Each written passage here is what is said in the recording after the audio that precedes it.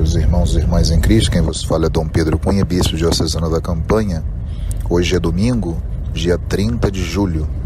Estamos celebrando o 17º domingo do tempo comum, cujo evangelho é o de Mateus 13, 44 a 52. Pegarei alguns fragmentos deste santo evangelho, onde Jesus diz: o reino dos céus é também semelhante a um tesouro escondido num campo. Um homem o encontra, mas o esconde de novo, e cheio de alegria vai, vende tudo o que tem para comprar aquele campo. O reino dos céus é ainda semelhante a um negociante que procura pérolas preciosas. Vai, vende tudo o que possui e a compra. O reino dos céus é também semelhante ainda a uma rede que, jogada ao mar, recolhe peixes de toda espécie. Os pescadores puxam-na para a praia, sentam-se e separam nos cestos o que é bom e jogam fora o que não presta.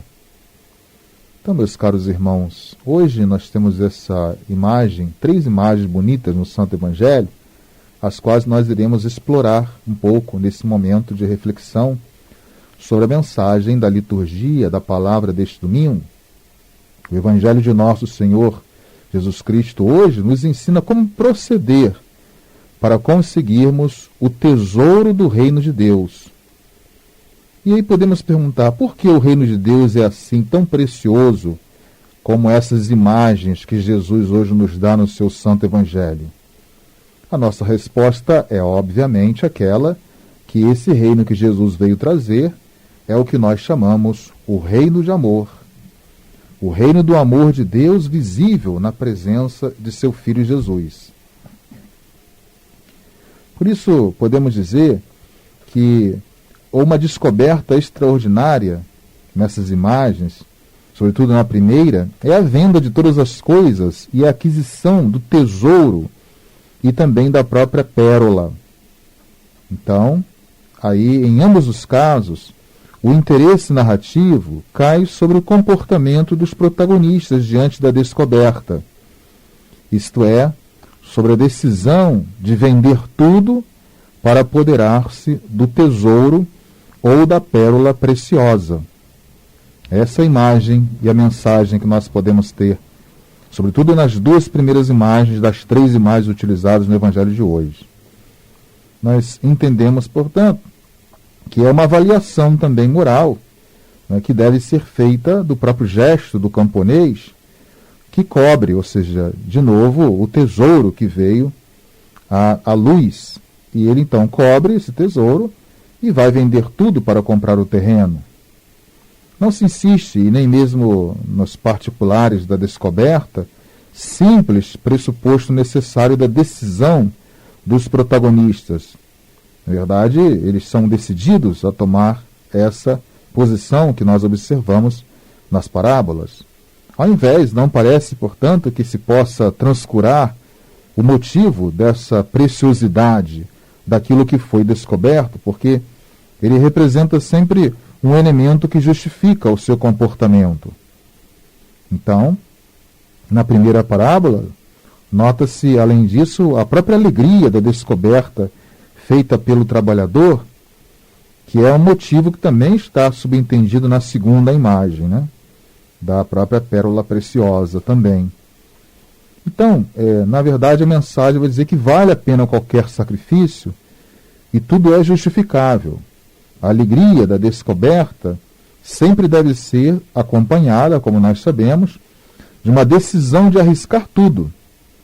Claro que o evangelista não fala, mas ele vende tudo aquilo que tem para comprar esse terreno.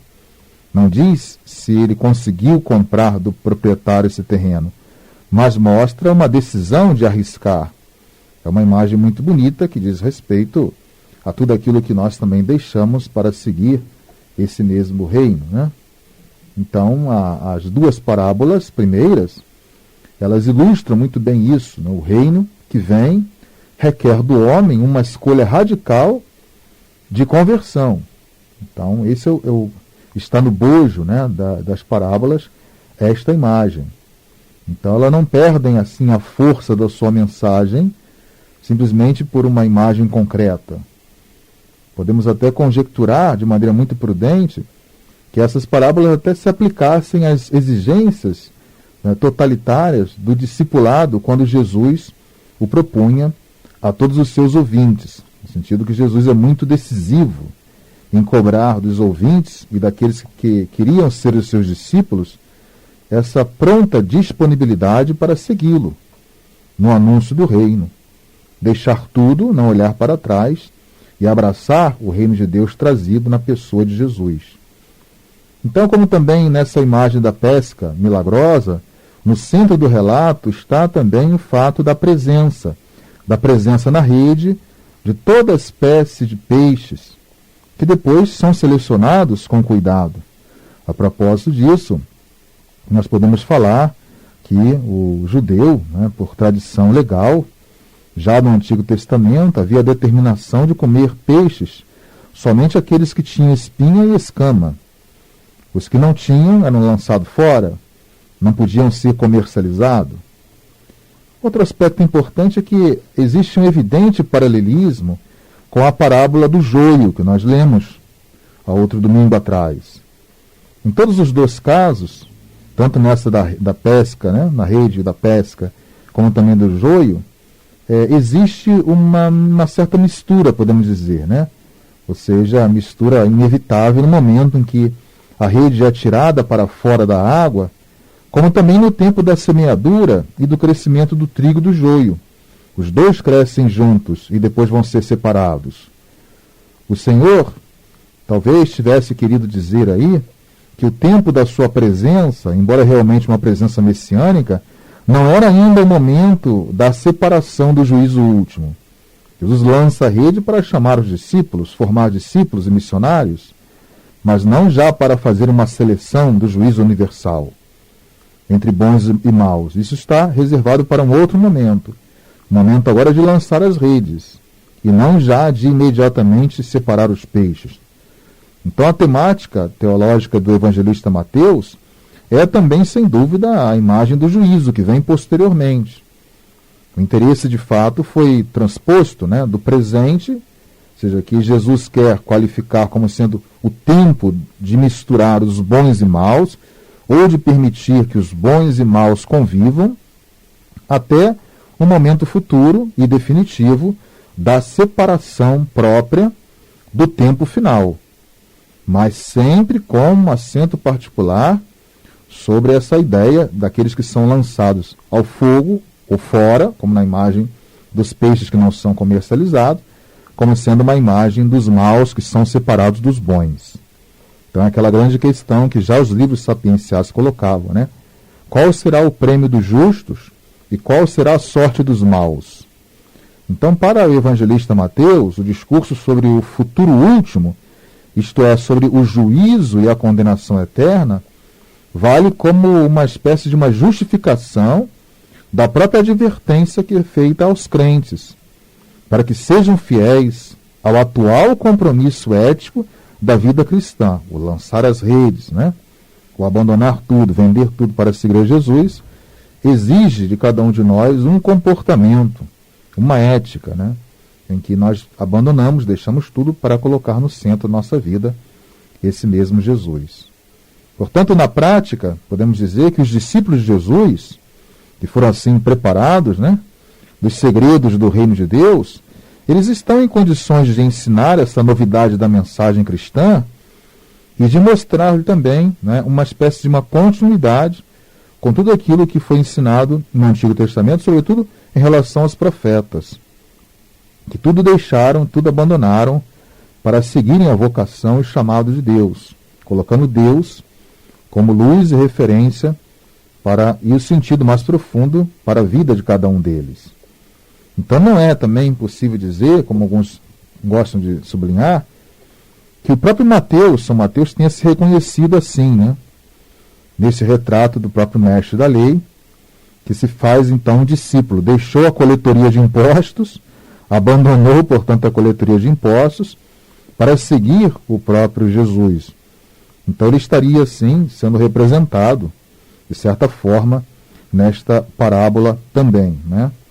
Então ele se vê como sendo aquele que recebe esse chamado para tomar conhecimento da novidade, né, do reino, dos segredos do reino de Deus, e anunciar isto não somente com as palavras, mas com o próprio testemunho da sua vida.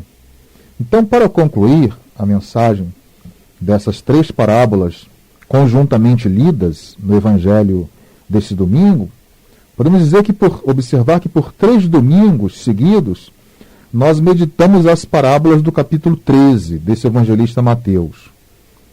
E hoje ele apresenta, como nós vimos, essa trilogia temática, recapitulando o tesouro escondido, a pérola preciosa e a rede repleta de peixes. 3 imagens muito concretas, simples, mas com mensagens muito fortes, né?